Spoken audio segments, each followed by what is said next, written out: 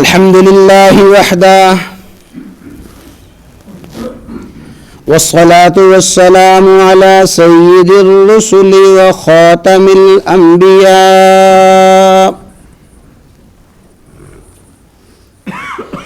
أعوذ بالله من الشيطان الرجيم. بسم الله الرحمن الرحيم.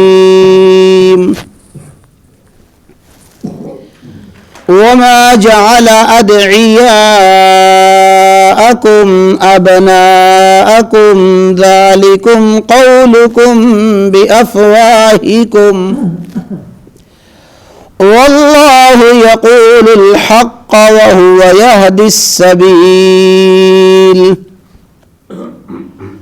ادعوهم لآبائهم هو أقسط عند الله فإن لم تعلموا آباءهم فإخوانكم في الدين ومواليكم وليس عليكم جناح فيما أخطأتم به ولكن ما تعمدت قلوبكم وكان الله غفورا رحيما.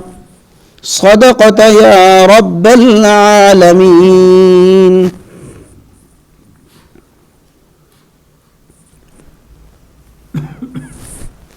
قرآن کریم کا 21واں پارہ سورۃ الاحزاب کی 4 اور 5 آیت پڑھی گئی ہے. ان 2 آیات میں اللہ رب العزت نے زمانہ جاہلیت میں پائے جانے والے ایک نظریے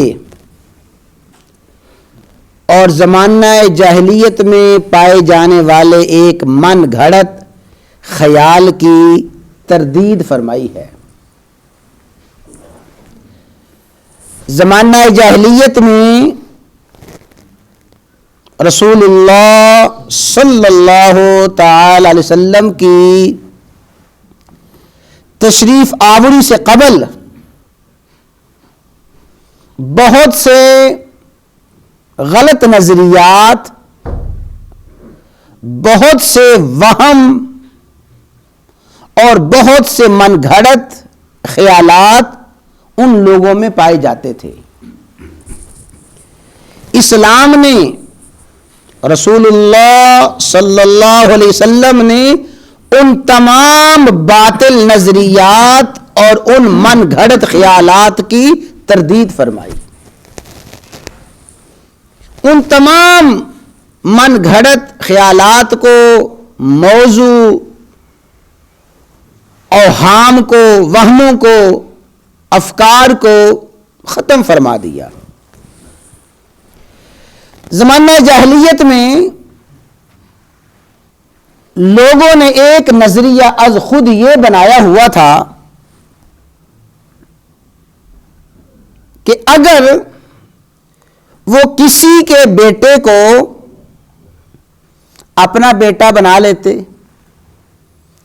اس کا باپ کوئی ہے، ماں کوئی ہے، خاندان قبیلہ کوئی ہے، اور کسی بھی وجہ سے کوئی شخص کسی غیر کے بیٹے کو اپنا بیٹا بنا لیتے اور اسے اہل علم نے علمی نام دیا ہے متبنہ. متبنہ کا معنی ہے کسی کو بیٹا بنا لینا، اور یہ باب تفاعل ہے. باب تفاعل میں تکلف پایا جاتا ہے. یہ کام حقیقت نہیں ہے لیکن بتکلف یہ کام کیا جا رہا ہے. تو متبنہ کا معنی بیٹا تو نہیں ہے، بتکلف زبردستی اسے اپنا بیٹا بنایا جا رہا ہے. تو یہ متبنہ کی رسم زمانہ جاہلیت میں پائی جاتی تھی. کسی غیر کے بیٹے کو اپنا بیٹا بنا لیا، پھر اسی کی طرف اپنی نسبت کی، یعنی باپ نے اپنی نسبت اسی بیٹے کی طرف کی. بھئی یہ بات توجہ کے ساتھ سنیں. درس قرآن کا مطلب ہوتا ہے، درس کا مطلب ہے سبق. درس کہتے ہیں سبق کو، اور پتہ ہے ماشاءاللہ سارے اہل علم بیٹھے ہیں کہ سبق کیسے ہوتا ہے. کلاس میں کوئی استاد سبق پڑھا رہا ہو، آپ میرے ساتھ گفتگو کر رہے ہیں، میں آپ کے ساتھ گفتگو کر رہا ہوں، تو اگر سر نیچے پھینک دیں گے تو کوئی بھی اسے ادب کے مطابق نہیں سمجھے گا. یار میں تیرے ساتھ بات کر رہا ہوں، تو نیچے سر پھینک کے بیٹھا ہوا ہے. تو توجہ کے ساتھ بات کو سنیں، چونکہ اللہ تعالیٰ کا قرآن ہے. قرآن کریم اور دین کی بات طلب کے ساتھ سنیں گے تو پھر انشاءاللہ طلب کے ساتھ سننے والے ہی کو بات سمجھ آتی ہے، اور اسی کو اللہ تعالیٰ عمل کی توفیق عطا فرماتے ہیں. تو متبنہ یعنی کسی کو اپنا بیٹا بنا لینا، یہ زمانہ جاہلیت کی رسم تھی. اور رسول اللہ صلی اللہ علیہ وسلم نے بھی ان آیات کے نزول سے پہلے حضرت زید بن حارثہ کو اپنا بیٹا بنایا ہوا تھا. تو وہ تو تفصیلات ہیں. تو رسول اللہ صلی اللہ علیہ وسلم نے بھی اپنا بیٹا بنایا تھا، چونکہ اس زمانے میں اس دور میں عام طور پہ یہ عمل ہوتا تھا. اس وقت تک اس کی کوئی تردید نہیں آئی تھی، اس کی کوئی ممانعت نہیں آئی تھی. تو عام لوگ یہ کام کرتے تھے. رسول اللہ صلی اللہ علیہ وسلم نے بھی زید بن حارثہ کو اپنا بیٹا بنایا تھا.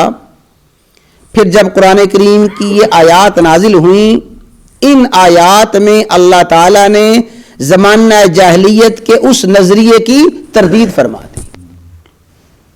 اب ان آیات کا ترجمہ سنیں، پھر انشاءاللہ تھوڑی سی بات عرض کرتے ہیں جو بڑی ہی اہم بات ہے. فرمایا وَمَا جَعَلَ أَدْعِيَاءَكُمْ أَبْنَاءَكُمْ، تمہارے منہ بولے بیٹے تمہارے حقیقی بیٹے نہیں ہو سکتے. ادعیاءکم، جن کو تم اپنے بیٹے پکارتے ہو، اپنے بیٹے بنا لیتے ہو، وہ تمہارے حقیقی بیٹوں کی طرح نہیں ہو سکتے. ذالکم قولکم بافواہکم، یہ تمہارے اپنے منہ کی باتیں، ظاہر اپنی زبان سے ہی کہنا ہے نا، یعنی یہ میرا بیٹا ہے، اور اسے لکھوا بھی لیا، پورے معاشرے میں اسے مشہور بھی کر دیا. فرمایا یہ تمہاری اپنی زبان کی باتیں، منہ کی باتیں ہیں. واللہ یقول الحق، حق وہ ہے جو اللہ تعالیٰ فرما رہے ہیں. تم حق نہیں کہہ رہے، حق اللہ تعالیٰ فرما رہے ہیں. وَهُوَ يَهْدِي السَّبِيلَ، اللہ تعالیٰ ہی سیدھی راہ بتاتے ہیں. وہ سیدھی راہ کون سی ہے؟ ادعوہم لآبائہم، ان کو ان کے حقیقی باپ کی طرف سے بلاؤ. ادعوہم، بلاؤ ان کو، یعنی کن کو؟ ان بچوں کو، لآبائہم، ان کے حقیقی باپ کی طرف نسبت کر کے. ہوا اقسط عند اللہ، یہی اللہ کے ہاں انصاف والی بات ہے.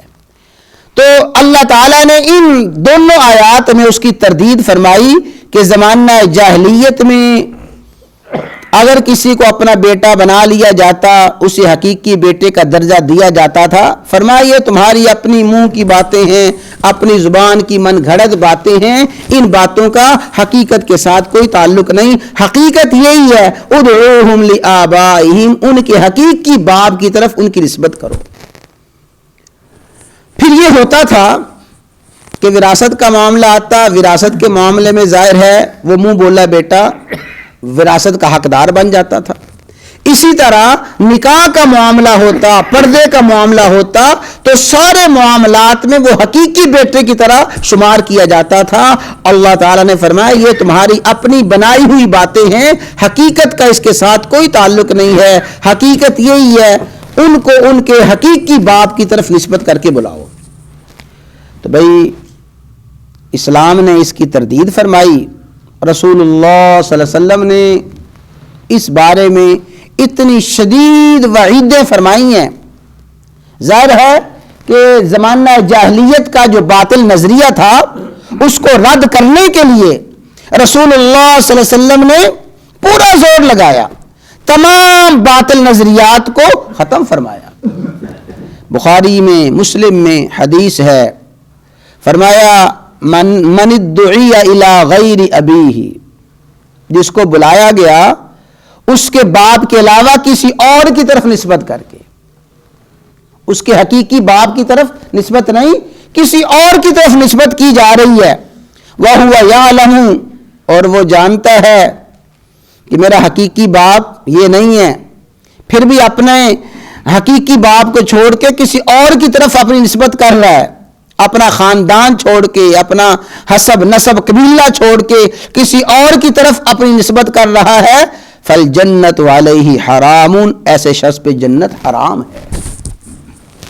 منہ بولا بیٹا، لے پالک اور متبنہ، جب اس کی نسبت کسی غیر کی طرف کی جا رہی ہے، غیر کا بیٹا شو کیا جا رہا ہے، تو فرمایا ایسے شخص پہ جنت حرام ہے۔ اور دوسری حدیث میں رسول اللہ صلی اللہ علیہ وسلم نے یوں فرمایا، لا ترغبوا عن آبائکم، لوگوں اپنے حقیقی آباء و اجداد سے منہ نہ پھیرو، جو تمہارے حقیقی باپ ہیں، حقیقی دادا ہیں، آباء و اجداد ہیں، ان سے رغبت اختیار نہ کرو، یعنی ان سے منہ نہ پھیرو۔ فمن رغب عن ابیہ، جس نے اپنے حقیقی باپ سے منہ موڑا، فہو کفر، ایسے شخص نے کفر کیا۔ یعنی بیٹا کسی کا ہے اور وہ اپنی نسبت کسی کی طرف کر رہا ہے، فرمایا ایسے شخص نے کفر کیا۔ اور حجۃ الوداع میں رسول اللہ صلی اللہ علیہ وسلم نے جو بے شمار ہدایات دی، امت کو بے شمار اصول اور امت کو بے شمار زندگی گزارنے کے طرز طریقے سمجھائے، اس میں ایک یہ فرمان تھا حجۃ الوداع میں، فرمایا من ادعی الی غیر ابیہ، جس نے اپنے باپ کو چھوڑ کے کسی اور کی طرف اپنی نسبت کی، اپنے باپ کے علاوہ کسی اور نام سے پکارا گیا، فرمایا فعلیہ لعنت اللہ، ایسے شخص پہ اللہ تعالیٰ کی لعنت ہے، فرشتوں کی لعنت ہے، والناس اجمعین، تمام لوگوں کی لعنت ہے۔ یعنی اس میں دیکھیں کہ اصل قباحت کیا ہے۔ اصل قباحت یہ ہے کہ اپنا نسب بدل دینا، اپنا خاندان بدل دینا، اپنے نسب کو، اپنے خاندان کو بدل کے اپنی نسبت دوسرے خاندان کی طرف، دوسرے کی طرف اپنی نسبت کرنا، دوسرے کا بیٹا بنا اپنے آپ کو شو کرنا، یا دوسرے کسی کو اپنا بیٹا بنا لینا، یہ اس میں اتنی بڑی قباحت ہے کہ اس میں خاندان ہی بدل جاتا ہے، حسب نسب بدل جاتا ہے۔ اللہ تعالیٰ نے کسی کا بیٹا بنایا، یہ کسی کا بیٹا بن رہا ہے۔ اللہ تعالیٰ نے کسی خاندان میں سے پیدا فرمایا، اپنے آپ کو کسی خاندان میں ظاہر کر رہا ہے، فرمایا ایسے شخص پہ اللہ تعالیٰ کی لعنت ہے، فرشتوں کی لعنت، تمام لوگوں کی لعنت ہے۔ لا يقبل منه صرف ولا عدل، ایسے شخص سے اللہ تعالیٰ قیامت کے دن نہ کوئی بدلہ قبول فرمائیں گے، نہ کوئی عوض قبول فرمائیں گے کہ مال دے کے، کوئی جائیداد دے کے اپنے آپ کو چھڑا لے۔ ایسا شخص اللہ تعالیٰ کے عذاب سے کسی وجہ سے اپنے آپ کو چھڑا نہیں سکتا۔ یہ وہ شخص ہے جو اپنی نسبت غیر کی طرف کرتا ہے۔ تو زمانہ جاہلیت کا یہ نظریہ تھا، اسلام نے اسے ختم فرمایا۔ اور دوسری بات یہ یاد رکھیں کہ جس طرح دنیا میں اللہ تعالیٰ کا حکم یہ ہے کہ دنیا میں ہر شخص اپنی نسبت اپنے اصل باپ کی طرف کرے، اپنے حقیقی باپ کی طرف اپنی نسبت کرے، یہ جو حکم ہے اور اللہ تعالیٰ کا یہ جو طریقہ ہے، قیامت کے دن بھی یہی ہوگا۔ قیامت کے دن بھی اپنے اصل باپ اور حقیقی باپ کی طرف نسبت کر کے بلایا جائے گا۔ حضرت امام بخاری رحمہ اللہ تعالیٰ نے بخاری شریف میں باقاعدہ باب قائم کیا ہے، یدعى الناس بآبائہم، یدعى الناس بآبائہم، لوگوں کو بلایا جائے گا قیامت کے دن ان کے حقیقی باپ کی طرف نسبت کر کے، یعنی باپ کے نام سے اسے بلایا جائے گا، باپ کی طرف نسبت کر کے بلایا جائے گا۔ حضرت عبداللہ بن عمر رضی اللہ تعالی عنہما فرماتے ہیں، رسول اللہ صلی اللہ علیہ وسلم نے ارشاد فرمایا، ان الغادر ينصب له لواء یوم القیامہ۔ غادر، غادر غدر سے ہے، اور غدر کہتے ہیں دھوکے کو۔ ان الغادرہ، دھوکہ باز، دھوکہ کرنے والا، جو دھوکہ باز ہے، دھوکہ دینے والا ہے، فرمایا قیامت کے دن اس کے لیے ایک جھنڈا بلند کیا جائے گا، اور ایک روایت میں آتا ہے اس کی سرین پہ، اس کی پشت پہ وہ جھنڈا لگا دیا جائے گا، وہ جھنڈا لگا ہوگا اور کہا جائے گا فقیلا فیقال ہاذہ غدر فلان ابن فلان، یہ فلاں بن فلاں کا دھوکہ ہے، فلاں آدمی جو فلاں کا بیٹا تھا اس نے یہ دھوکہ کیا، اس نے لوگوں کو یہ دھوکہ دیا۔ اس دھوکے کو ظاہر کرنے کے لیے اللہ تعالیٰ قیامت کے دن اس کی پشت پہ ایک جھنڈا لگا دیں گے۔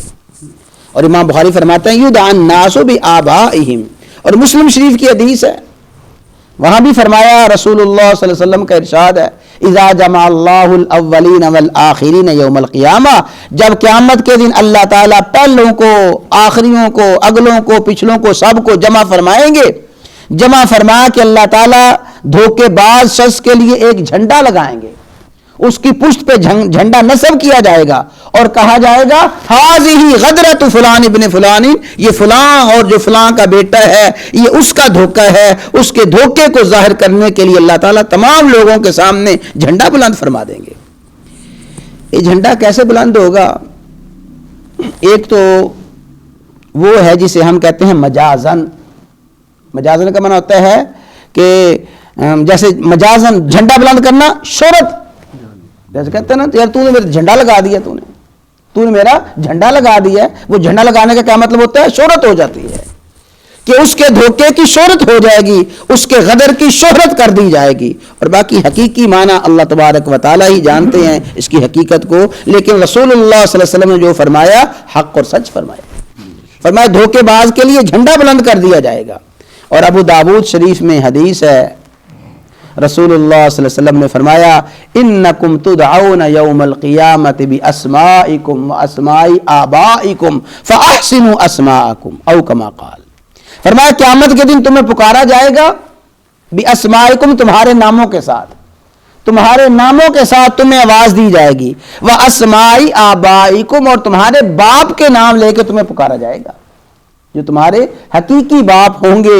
اللہ تعالیٰ تو جانتے ہی ہے نا، جس معاشرے میں حقیقی باپ کا پتہ ہی نہیں ہے، نہ پتہ ہو، اللہ تعالیٰ کو تو پتہ ہے، اللہ تعالیٰ کے تو علم میں ہے۔ تو فرمایا قیامت کے دن تمہیں پکارا جائے گا تمہارے نام لے کر، تمہارے باپ کے نام لے کر، تو فرمایا رسول اللہ صلی اللہ علیہ وسلم نے فَأَحْسِنُوا أَسْمَاءَكُمْ، لہذا اپنے نام اچھے اچھے رکھا کرو، اچھے نام رکھو۔ ابو داود شریف کی حدیث ہے، تو بخاری میں، مسلم میں، ابو داود میں، مشکات میں اور احادیث کی بڑی بڑی کتابوں میں یہ احادیث بیان فرمائی گئی ہیں۔ ان احادیث میں محدثین نے یہ فرمایا قیامت کے دن ہر شخص کو اس کے حقیقی باپ کی طرف نسبت کر کے بلایا جائے گا۔ صرف پوری انسانیت میں نے عرض کیا تھا ایک شخصیت ہیں، ایک ہی ہستی ہیں، ایک اللہ کے نبی ہیں، ان کو باپ کی طرف نہیں بلکہ کس کی طرف نسبت کیا جائے گا؟ اور وہ کون سے ہیں؟ حضرت عیسیٰ علیہ السلام، عیسیٰ بن مریم، ان کا باپ ہے ہی کوئی نہیں ہے، اللہ تعالیٰ نے ان کو اپنی قدرت کاملہ سے پیدا فرمایا ہے، تو ان کو صرف ماں کی طرف نسبت کر کے بلایا جائے گا، باقی ہر شخص کو بلایا جائے گا اس کے حقیقی باپ کی طرف۔ تو دنیا میں بھی اللہ تعالیٰ نے یہی قانون قیامت تک کے لیے رکھا ہے، دنیا میں بھی قانون یہی ہے کہ حقیقی باپ کی طرف نسبت کرو، اور قیامت کے دن بھی اللہ تبارک و تعالیٰ ہر شخص کی نسبت اس کے حقیقی آباء و اجداد کی طرف کریں گے۔ اللہ تعالیٰ ہمیں باطل اور زمانہ جاہلیت کے تمام نظریات سے بچنے کی، جاہلیت کے تمام رسوم و رواج سے، خرافات سے بچنے کی توفیق عطا فرمائے۔